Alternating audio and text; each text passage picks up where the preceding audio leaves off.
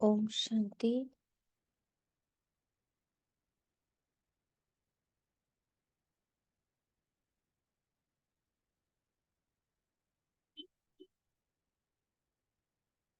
बाबा की उपस्थिति के साथ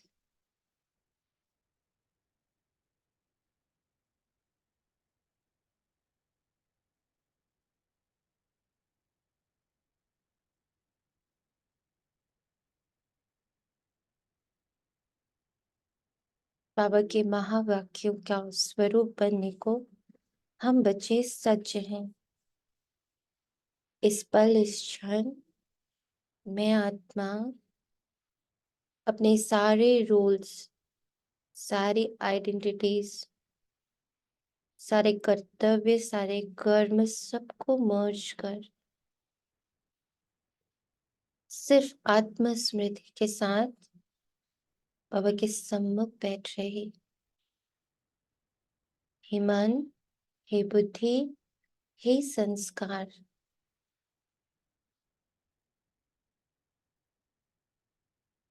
अंतर्मुखी हो बाबा के सम्मुख।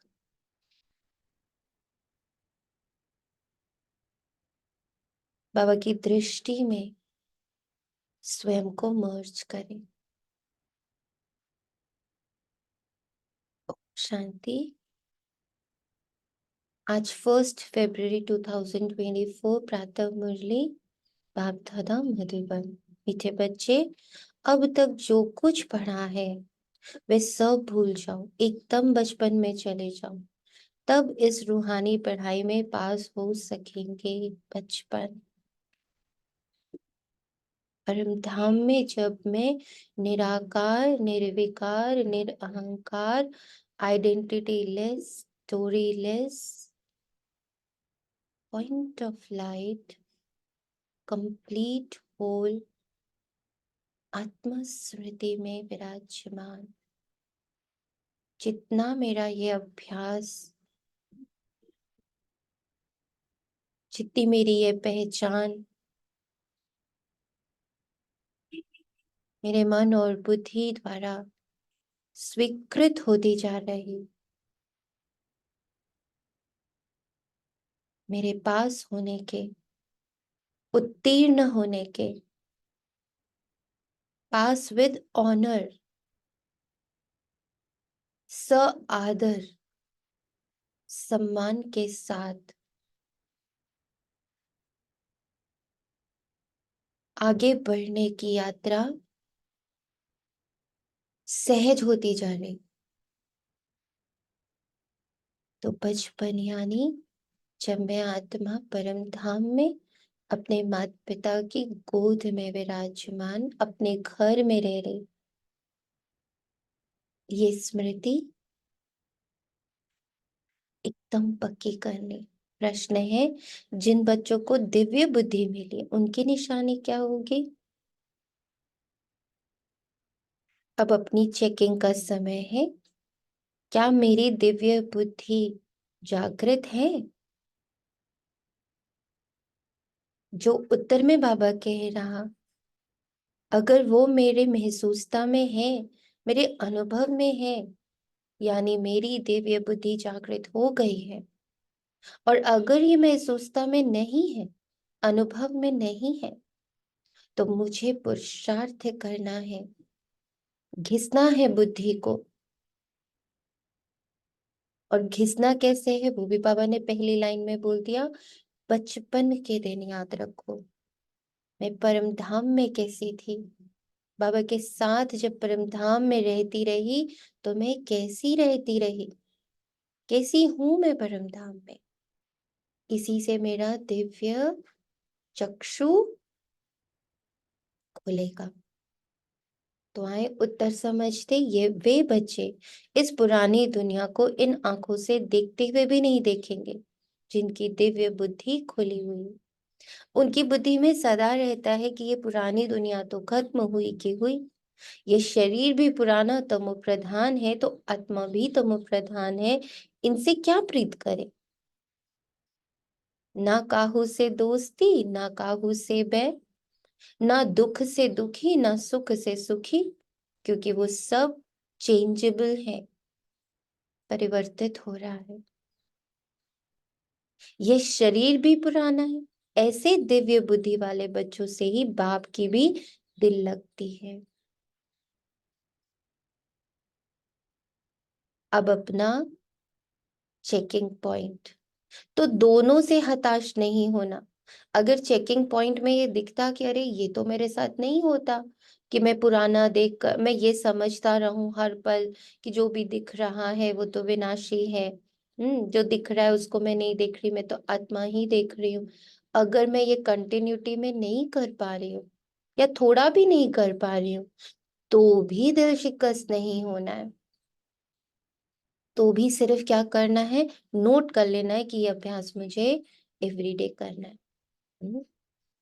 और अगर हो रहा है, थोड़ा थोड़ा थोड़ा थोड़ा हो रहा है, तो शाबाशी देते हुए आगे बढ़ना है कि बाबा थोड़ा थोड़ा तो हो पाता है, रेगुलर नहीं लेकिन हाँ इंटरवल्स पे हो पाता है, या जब जब अलार्म बजता है तब हो पाता है। जब जब हमारा ट्रैफिक कंट्रोल बजता है तो हो पाता है। तो उसके लिए अपने आप को शाबाशी देते हुए आगे बढ़ना है। तो किसी भी सिचुएशन में मुझे नेगेटिव नहीं होना अपने प्रति, दिल शिकस्त नहीं होना अपने प्रति। हम्म। ऐसे बच्चे ही बाप की याद में निरंतर रह सकते हैं, सेवा में भी आगे जा सकते हैं, जिनकी ये बुद्धि, दिव्य बुद्धि की परिभाषा दी है बाबा ने, जो देखते हुए भी नहीं देखते, और जिनकी बुद्धि में सदा ये बात है कि सब पुराना तो एक दिन खत्म होने वाला है। ओम शांति। मीठे बैठे रूहानी बच्चों को रूहानी बाप समझाते हैं, जैसे हद के सन्यासी हैं।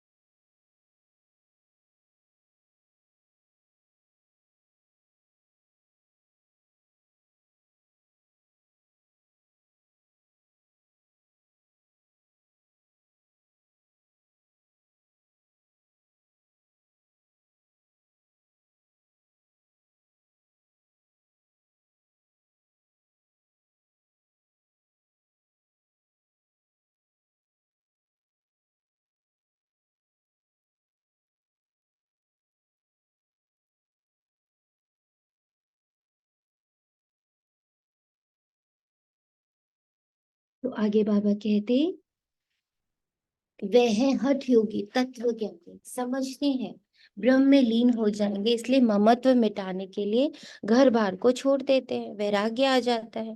परंतु फट से ममत्व नहीं मिटता, स्त्री बच्चे आदि याद आते ही रहते हैं। यहाँ तो तुमको ज्ञान की बुद्धि से सब कुछ भूलना होता है। हमारा कितना गुह्य, कितना गुप्त और कितना गहरा है, हमें देह को लेके कहीं नहीं जाना है। देह को कहीं भी रखे, मन बुद्धि का संन्यास, मन बुद्धि से आसक्ति से मुक्त करना। अब यहाँ पर कई बार मन में यह आता कि हम अगर सबसे आसक्ति खत्म कर देंगे तो हमारे तो रिलेशन ही खत्म हो जाएंगे।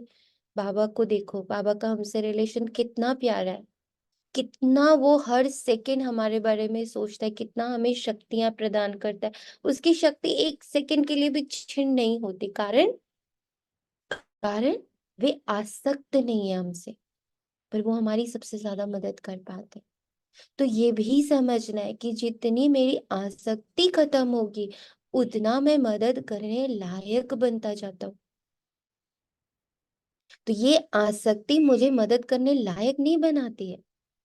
मदद करने लायक मैं तब बनती जब मेरे अंदर आसक्ति नहीं होती। तो मेरा मन, मेरी बुद्धि, मेरा निर्णय शक्ति, मेरी परखने शक्ति, मेरी सारी शक्तियां बिल्कुल अलाइंड होती हैं, प्रभाव रहित रहती हैं, तो वो बहुत पावरफुल रहती हैं, है ना। ये समझना बहुत जरूरी है। अभी तुम ये बेहद का संन्यास करते हो, हम्म, हद का नहीं कर रहे। हम शरीर लेके कहीं नहीं जा रहे, शरीर यहीं बैठा है, शरीर कहीं भी बैठा है।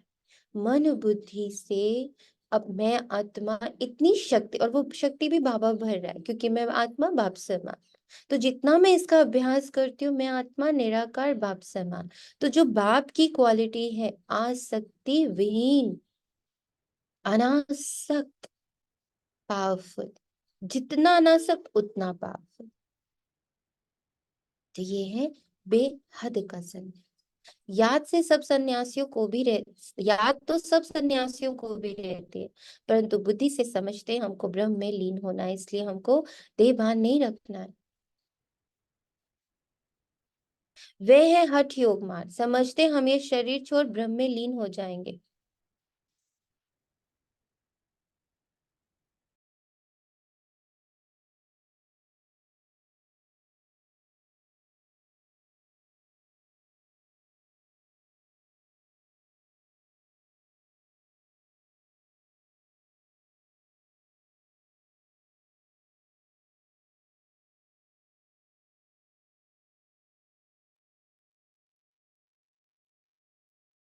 समझते हम ये शरीर छोड़ ब्रह्म में लीन हो जाएंगे, उनको ये पता ही नहीं कि हम शांति धाम में कैसे जा सकते। तुम अब जानते हो हमको अपने घर जाना है। जैसे विलायत से आते हैं तो समझते हैं हमको बॉम्बे जाना है, वाया दिस। ऐसे ही अभी तुम बच्चों को भी पक्का निश्चय है, वाया सूक्ष्म वतन में शांति धाम जाऊंगी, वाया पॉजिटिव थिंकिंग में थॉटलेस उसमें पहुंचूंगी, थॉटलेस पोजीशन में। हम्म। वाया समझना है, डायरेक्ट नहीं जा सकते, वाया है। तो पहले इस देह से सूक्ष्म देह में प्रवेश, और फिर सूक्ष्म देह से निराकार। ऐसे ही पहले नेगेटिव वेस्ट इन सब से मुक्त होकर मेरे थॉट प्रोसेस पहले पॉजिटिव एलिवेटेड स्वमान बाबा का चिंतन इसमें जाएगा, और फिर धीरे से थॉटलेस। अभी तुम बच्चों को भी पक्का निश्चय, बहुत कहते हैं इनकी पवित्रता अच्छी है, ज्ञान अच्छा है, संस्था अच्छी है, माताएं मेहनत अच्छी करती हैं क्योंकि अथक हो समझाती हैं, अपना तन अपना मन अपना धन लगाती हैं, इसलिए अच्छी लगती है। परंतु हम भी ऐसा अभ्यास करें, ये ख्याल भी नहीं आए। कोई विरला निकलता है। वे तो बाप भी कहते हैं कोटू में कोई, अर्थात जो तुम्हारे पास आते हैं उनमें से कोई निकलता है, बाकी ये पुरानी दुनिया खत्म होने वाली है। तुम जानते हो अब बाप आया हुआ है, साक्षात्कार हो ना हो, विवेक कहता है आप आया हो। हम सबका विवेक अब ये बात जानता है, विवेक यानी कॉन्शियसनेस ये बात अब जान चुकी है, क्योंकि इतने अनुभव हो चुके हैं, उस निराकार के साथ में होने के इतने अनुभव हो चुके हैं, और साथ साथ खुद के निराकार होने का लॉजिक भी समझ में आ रहा है। तो हमें साक्षात्कार की कोई आवश्यकता ही नहीं है, क्योंकि वो तो अनुभव में चला गया, वो तो सूक्ष्म में चला गया।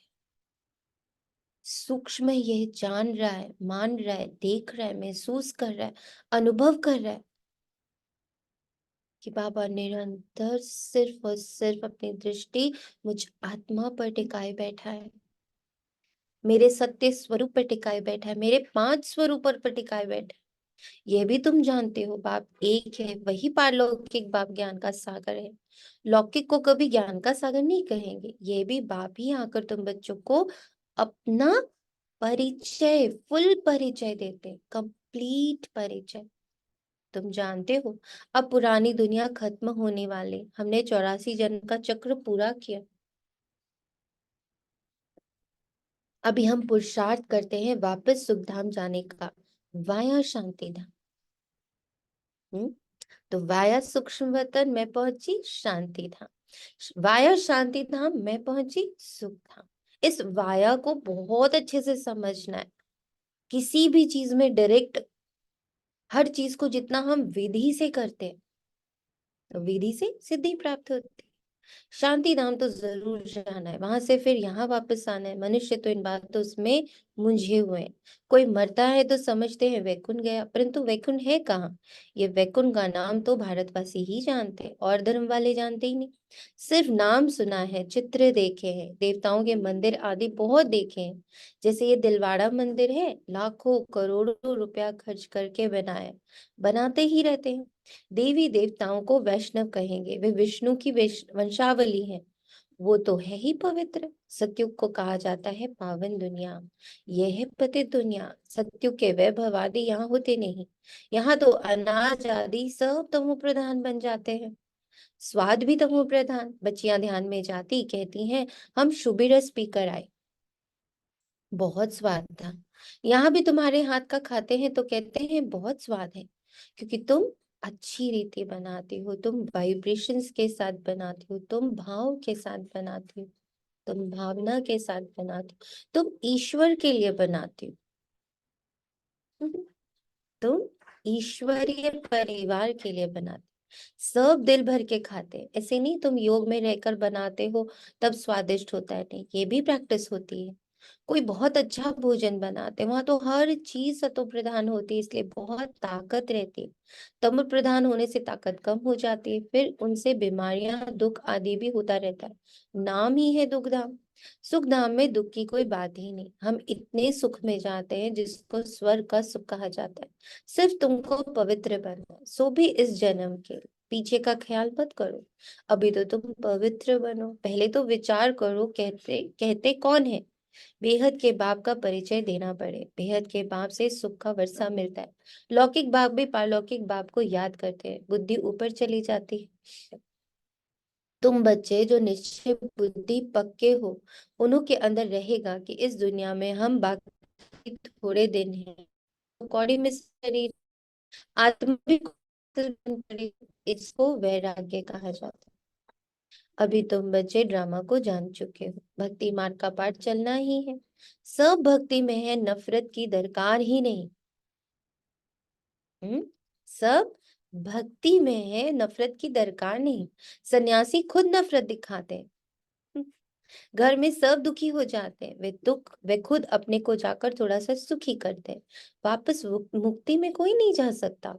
जो भी कोई आए हैं, वापस कोई भी गया नहीं है।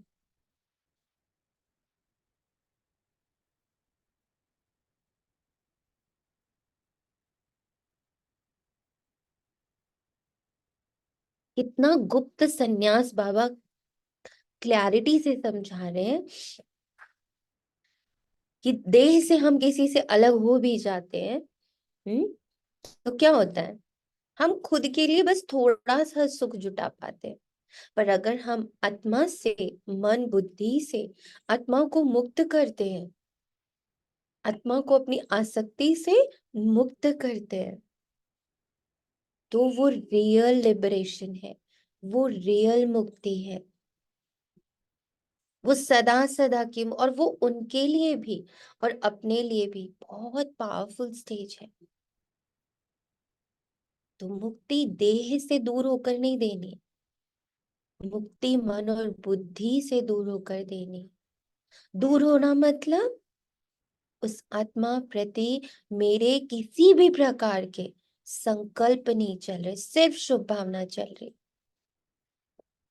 उसका अच्छा, उसका बुरा, उसका राइट, उसका रॉन्ग, ये सब नहीं देख रही है। मैं आत्मा, मेरा मन, मेरी बुद्धि, ये सब कुछ नहीं देख रही है। वो तो सिर्फ उस आत्मा के शुद्ध स्वरूप को देख रही है। ये है उसको मुक्त करना और खुद मुक्त होना।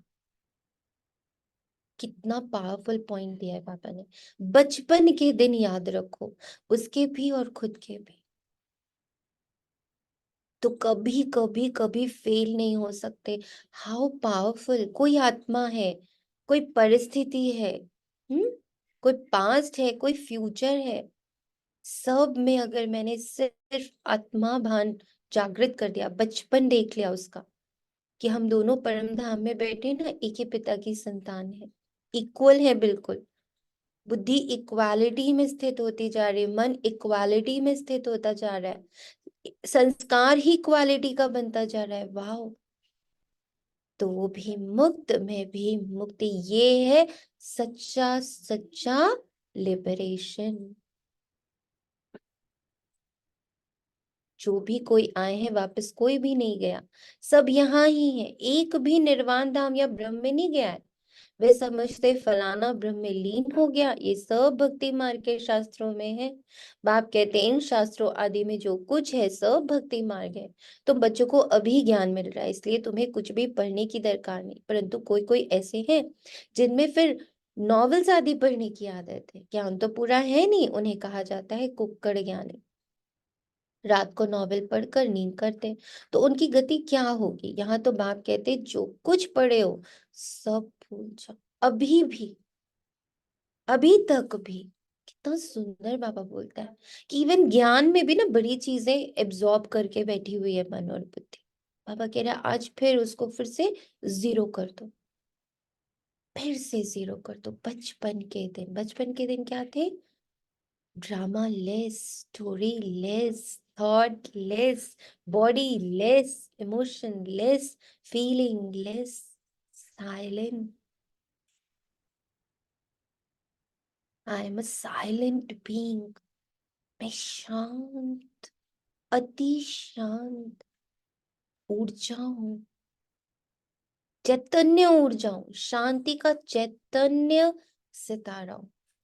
इतनी अखुट शांति है मुझे। इस रूहानी पढ़ाई में लग जाओ। ये तो भगवान पढ़ाते जिससे तुम देवता बन जाएंगे 21 जन्मों के लिए।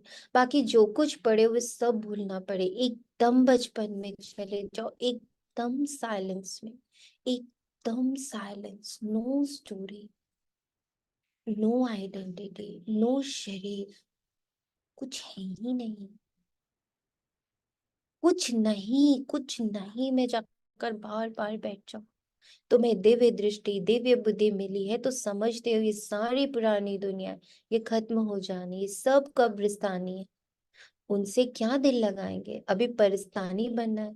अब तुम कब्रिस्तान और परिस्तान के बीच में बैठे हो। परिस्तान अभी बन रहा है, अभी बैठे हैं पुरानी दुनिया में, परंतु बीच में बुद्धि का योग वहां चला गया। तुम पुरुषार्थ ही नई दुनिया के लिए कर रहे हो, अभी बीच में बैठे हो पुरुषोत्तम बनने के लिए। इस पुरुषोत्तम संगम युग का भी किसी को पता ही नहीं। पुरुषोत्तम मास, पुरुषोत्तम वर्ष का भी अर्थ नहीं समझते। पुरुषोत्तम संगम युग को टाइम बहुत थोड़ा मिला हुआ है। देरी से यूनिवर्सिटी में आएंगे, बहुत मेहनत करनी पड़ेगी, याद बहुत मुश्किल ठहरती है, माया बहुत विघन डालती है। तो बाप समझाते हैं ये पुरानी दुनिया खत्म होने वाली। बाप भल यहाँ बैठे हैं देखते हैं, परंतु बुद्धि में ये है सब खत्म होने वाला। तो जैसी शिव बाबा की ब्रह्मा माँ की बुद्धि एकदम हूबहू मेरी बुद्धि, सब खत्म है। खत्म क्यों बोलता बाबा, इसमें भी एक राज। क्योंकि जो ये चोला है जिसमें अभी मैं आत्मा बैठी हूँ, सोनिया का चोला, हम्म, आप सब जो भी जिस चोले में बैठा हुआ है, ये ना बना हुआ है। ये ड्रामा, ये क्रिएशन हो चुकी है, इसमें मैं कोई चेंजेस नहीं कर सकती। इसका, इसके माँ बाप, इसके भाई बहन, इसका रंग रूप, इसका, इसके जो कुछ भी इसके, इसकी रचना में है, इसमें कुछ चेंज नहीं हो सकता। ये पुराना बना हुआ है, इसमें नहीं चेंज कर सकते, नए में फोकस कर सकते।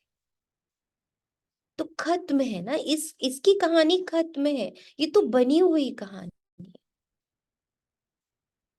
बनी हुई कहानी। अब हाँ, बाबा कहते हैं, ये जो बनी हुई कहानी है ना, इसका भी एंड आ गया है। ये भी, ये जो ड्रामा ऑलरेडी बना है ये क्लाइमेक्स के सीन में है, और मैं आत्मा नई मूवी की तैयारी करूँ, ये क्लाइमेक्स चल रहा है और वो बना हुआ है, और जो नया है वो मेरे द्वारा क्रिएट हो रहा है। मैं कितना अपने आप को हाईएस्ट उसमें देख पाती हूँ, अपनी ऊर्जाओं को कैसा देख पाती हूँ, अपने सत्युगी स्वरूप को, अपने फरिश्ता स्वरूप को, अपने ब्राह्मण स्वरूप को, अपने पूज्य स्वरूप को, अपने निराकारी स्वरूप को मैं कैसे देखती हूँ। व्हाट पावर्स आर देयर, क्या है उसमें। तो वो रच रहा है और ये तो खत्म है। तो पुरानी दुनिया खत्म होने वाली, वो बाबा स्थूल की बात नहीं करता, बाबा सोनिया की बात कर रहा है कि उसका तो एंड है। एंड ऑफ द स्टोरी चल रहा है, वो भी बना बनाया एंड है। उस एंड को भी तुम चेंज नहीं कर सकते हो। बाप भल यहाँ बैठे हैं देखते हैं, परंतु बुद्धि में है ये सब खत्म होने वाला है, कुछ भी रहेगा नहीं। ये तो पुरानी दुनिया है ना, इसका जो स्वभाव है, संस्कार है, इसके अंदर जो कमी है, कमजोरी है, सब का एंड प्रोसेस चल रहा है। तो बाबा बोले इस पे क्या मैं बुद्धि लगाऊं, मैं तो नहीं पे बुद्धि लगा रहा हूँ। इनसे वैराग्य हो जाता है। मैं और मेरा इनके साथ अब जुड़ता ही नहीं है। क्रोध आता है, गुस्सा आता है, नफरत आती है, प्यार आता है, व्हाटएवर, इस पर कोई ध्यान ही नहीं दे रहे। ध्यान सारा मेरे उन बाबा के दिखाए हुए 5 स्वरूप पर। शरीरधारी भी सब पुराने हैं, शरीर पुराना तमो प्रधान है, तो आत्मा भी तमो प्रधान है। ऐसी चीज को हम देखकर क्या करें। स्वीट, कितनी सुंदर दिव्य दृष्टि, आज बहुत दिव्य दृष्टि दे रहा है ना मुझे। उस दिव्य दृष्टि की परिभाषा, उसका पूरा अंदर तक, उसकी गहराई तक बाबा लेके जा रहा है। आज एकदम इसको स्वीकार कर लेना, यही है मेरी दृष्टि अब बस। अब ये 2 आंखें नीचे है, मैं अब सिर्फ इसी आंख से देख रही हूँ जो आज दिव्य दृष्टि बाबा मुझे दे रहा है। ये तो कुछ भी रहना नहीं है, उनसे प्रीत नहीं। बच्चों में भी बाप की दिल उनसे लगती है जो बाप को अच्छी रीति याद करते हैं और सर्विस करते हैं। बाकी बच्चे तो सब है, कितने ढेर बच्चे, सब तो कभी देखेंगे भी नहीं। प्रजापिता ब्रह्मा को तो जानते ही नहीं। प्रजापिता ब्रह्मा का नाम तो सुना है, परंतु उनसे क्या मिलता है ये कुछ भी पता नहीं। ब्रह्मा का मंदिर है, दाढ़ी वाला दिखाया है, परंतु उनको कोई याद नहीं करता है, क्योंकि उनसे वर्षा मिलना नहीं है। आत्माओं को वर्षा मिलता है एक लौकिक बाप से, दूसरा पारलौकिक बाप से। प्रजापिता ब्रह्मा को तो कोई जानते ही नहीं, ये है वंडरफुल। बाप होकर वर्षा ना दे तो अलौकिक ठहरा ना। वर्षा होता ही है हद का और बेहद का, बीच में वर्षा होता नहीं। भल प्रजापिता कहते हैं, परंतु वर्षा कुछ भी नहीं है। इस अलौकिक बाप को भी वर्षा पारलौकिक से ही मिलता है। फिर वो देंगे कैसे। पारलौकिक बाप इनके थ्रू देता है, ये रथ है। वो बहु एग्जैक्टली हम बच्चे रथ हैं। बाबा हमारे द्वारा अपने बच्चों की पालना करना चाहता है, तो बॉडी लेस रहो, थॉटलेस रहो, बचपन के दिन में रहो। लेट बाबा वर्क।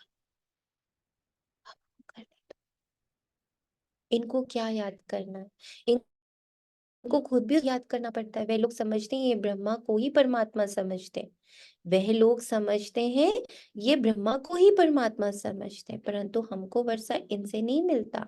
वर्षा तो शिव बाबा से मिलता है, ये तो बीच में दलाल रूप में है। ये भी हमारा जैसा स्टूडेंट है, डरने की कोई बात नहीं। बाप कहते इस समय सारी दुनिया तमो प्रधान, तुमको योग बल से सतो प्रधान बनना है। लौकिक बाप से हद का वर्षा मिलता है, तुमको अब बुद्धि लगानी है बेहद में।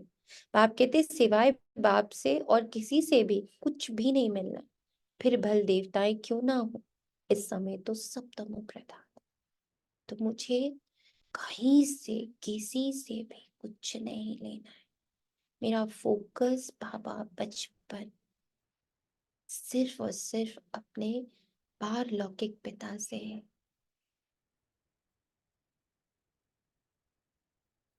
लौकिक बाप से तो वर्षा मिलता ही है।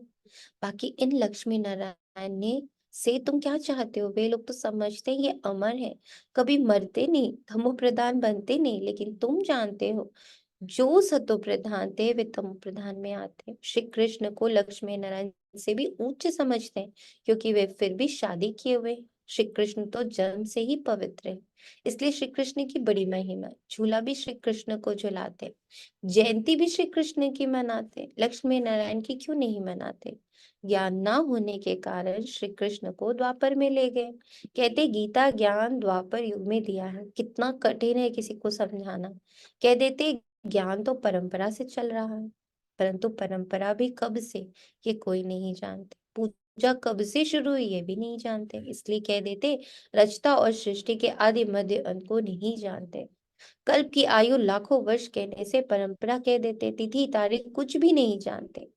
लक्ष्मी नारायण का भी जन्मदिन नहीं मनाते। इसको कहा जाता है अज्ञान, अंधियारा। तुम में भी कोई यथार्थ रीति इन बातों को जानते ही नहीं ना। अब मैं अपनी बुद्धि और मन को समझा रही कि देखो बाबा कह रहा है, अभी भी तुम यथार्थ रीति नहीं जानते हो। आत्मा का परिचय, परमात्मा का परिचय, आत्मा की शक्तियां, परमात्मा की शक्तियां, दोनों का जो संबंध है, दोनों का भी जो कॉम्बिनेशन है, इसको अभी भी यथार्थ रीति अलाइंड नहीं हो रहे। तभी तो कहा जाता है महारथी घोड़े सवार और प्यादे गज को ग्राह ने खाया। ग्राह बड़े होते एकदम हप कर लेते, जैसे सर्प मेढक को हप करते। भगवान को बागवान माली खेवैया क्यों कहते हैं, ये भी तुम अभी समझते हो। पाप आकर विषय सागर से पार ले जाते, तब तो कहते नैया मेरी पार लगा दो। तुमको भी अभी पता पड़ा है कि हम कैसे पार जा रहे हैं। बाबा हमको क्षीर सागर से में ले जाते, वहां दुख दर्द की कोई बात ही नहीं, क्योंकि वहां हद की बातें ही नहीं। तुम सुनकर औरों को भी कहते हो कि नैया को पार करने वाला खेवैया कहते हैं बच्चे तुम सब अपने को आत्मा समझो। तुम पहले क्षीर सागर में थे, अब विषय सागर में डूब गए। पहले तुम देवता थे, स्वर्ग है वंडर ऑफ वर्ल्ड। सारी दुनिया में रूहानी वर्ल्ड है, स्वर्ग रूहानी है वो। कितना परफेक्ट लाइन है, स्वर्ग यानी जहां सिर्फ रूह की बात है, जिस्म की बात नहीं है, मटेरियल की बात नहीं है, वो इममटेरियल वर्ल्ड है। वहां इममटेरियल कॉन्शियसनेस से मटेरियल भी उसी कॉन्शियसनेस में चलता है, उसी धारा में बहता है। नाम सुनकर ही खुशी होती है। हेवन में तुम रहते हो, यहाँ 7 वंडर्स दिखाते हो। ताजमहल को भी वंडर कहते हैं, परंतु उसमें रहने का थोड़ी है। तुम तो वंडर ऑफ वर्ल्ड का मालिक बनते हो। तुम्हारे रहने के लिए बाप ने कितना वंडरफुल वैकुंठ बनाया, 21 जन्मों के लिए पद्मा पदम पति बनते हो। तो तुम बच्चों को कितनी खुशी होनी चाहिए, हम उस पार जा रहे हैं। अनेक बार तुम बच्चे स्वर्ग में गए हो, ये चक्र तुम लगाते ही रहते हो। पुरुषार्थ ऐसा करना चाहिए जो नई दुनिया में हम पहले पहले आए। पुराने मकान में जाने की दिल थोड़ी होती है। बाबा जोर देते हैं पुरुषार्थ कर नई दुनिया में जाओ। बाबा हमें वंडर ऑफ वर्ल्ड का मालिक बनाते हैं। तो ऐसे बाप को हम क्यों नहीं याद करेंगे, बहुत मेहनत करनी है। इसको देखते भी नहीं देखो। बाप कहते हैं भल मैं देखता हूँ परंतु मेरे में ज्ञान है, मैं थोड़े रोज का मुसाफिर हूँ। वैसे तुम भी यहाँ पाठ बजाने आए हो, इसलिए इससे ममत्व निकाल दो। किसी भी रूप से, किसी भी रंग से, किसी भी आकार से, किसी भी रिश्ते से, किसी भी, यहाँ जो कुछ भी मटेरियल है, बुद्धि वहां से निकाल दो। उसमें जो आसक्ति है वो निकाल दो। अच्छा, मीठे मीठे से खिलते बच्चों प्रति माता पिता बाप दादा का याद प्यार और गुड मॉर्निंग। रूहानी बाप की रूहानी बच्चों को नमस्ते। हम रूहानी बच्चों की रूहानी माता पिता बाप दादा को याद और प्यार भरी नमस्ते और गुड मॉर्निंग। शुक्रिया बाबा, दिव्य दृष्टि खोलने के लिए, उसे इतना पोषित करने के लिए शुक्रिया। धारणा के लिए मुख्य सारे रूहानी पढ़ाई में सदा बिजी रहना है। कभी भी नॉवेल्स आदि पढ़ने की गंदी आदत नहीं डालनी है। अब तक जो कुछ पढ़ा है उसे भूल बाप को याद करना है। नॉवेल्स पढ़ना मतलब क्या होता है? स्टोरीज में जाना। हर एक की स्टोरी गॉसिप करते हैं ना, उसके घर क्या हुआ, उसके साथ क्या हुआ, उसके साथ के सब नॉवेल है, ये सब नॉवेल है। तो बाबा सिर्फ स्थूल नॉवेल की बात नहीं कर रही, जो सूक्ष्म में भी हमें हर एक की स्टोरी में घुसने का इतना शौक होता है, इतना जानना होता है सबकी स्टोरी। बाबा कह रहे उस आदत को अब हटा दो, क्योंकि सब क्या है, सब तमो प्रधान है। इस पुरानी दुनिया में स्वयं को मेहमान समझ कर रहना है, इससे प्रीत नहीं रखनी है, देखते हुए भी नहीं देखना है। वरदान है हिम्मत और उमंग उत्साह के पंखों से उड़ती कला में उड़ने वाले तीव्र पुरुषार्थी भव। ये सारे पॉइंट्स आज की पूरी मुरली हमारे दिव्य बुद्धि को जागृत कर रही है।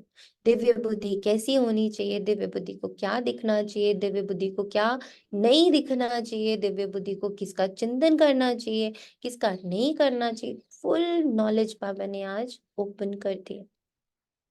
उड़ती कला के दो पंख हैं, हिम्मत और उमंग उत्साह। किसी भी कार्य में सफलता प्राप्त करने के लिए हिम्मत और उमंग उत्साह बहुत जरूरी है। जहां उमंग उत्साह नहीं होता वहां थकावट होती और थका हुआ कभी सफल नहीं होता।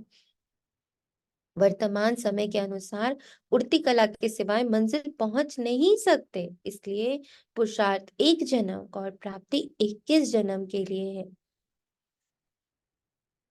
सारे कल्प के लिए है। जो तो जब समय की पहचान स्मृति में रहती है ना, वो दो उमंग उत्साह और हिम्मत, ये जो दो पॉइंट्स हैं, ये कैसे इमर्ज होते हैं? स्मृति से। जब समय की पहचान स्मृति में रहती है तो पश्चात स्वतः तीव्र गति का हो जाता है कि मेरे एक एक सेकंड से मेरा पूरा 5,000 वर्ष लिखा जा रहा है। मेरे एक एक सेकंड से मेरा 5,000 वर्ष लिखा जा रहा है।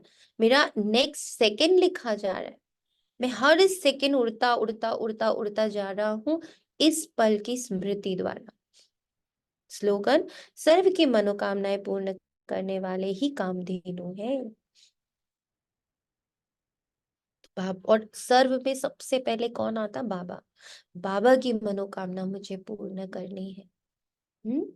बाबा के बच्चों की मतलब एडवांस पार्टी की मनोकामना मुझे पूर्ण करनी है। तो सर्व में हम बाबा को रख देते हैं कि मुझे बाबा की हर मनोकामना, बाबा ने जो भी मुझ आत्मा के लिए कामना रखी है मुरली के द्वारा, वो बताता है मुझे, बस मुझे उसको पूर्ण करना है। तो मैं स्वतः ही कामधेनु बन जाऊंगी। ओम शांति। शुक्रिया बाबा, तेरा तुझको अर्पण है। Thank you Baba.